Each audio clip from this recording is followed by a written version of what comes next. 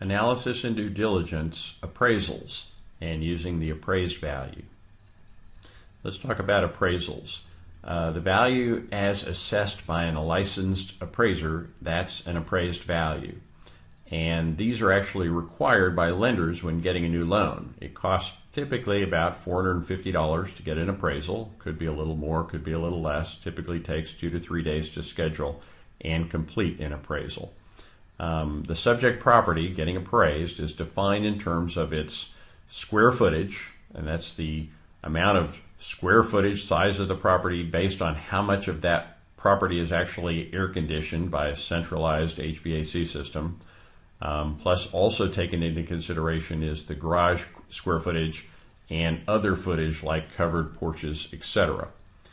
So there's the main square footage, and then there's the other parts of the property that are compared to other comparable properties. 3 or more comparable properties are selected from the area. So the way the value is determined is by finding 3 other hopefully similar properties within the area, hopefully same subdivision, and then comparing the subject property to those properties.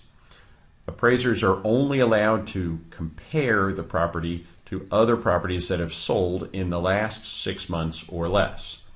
And they are trying to find properties that are preferably in the same subdivision and that are preferably approximately the same size, or at least within a few hundred square feet in size, and also within the same age or within a few years of the same age. Sometimes there are no comps.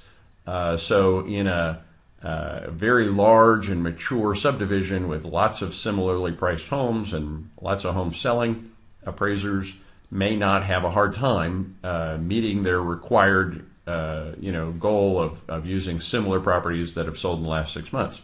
But if you're trying to get an appraisal done in a small subdivision in a rural area,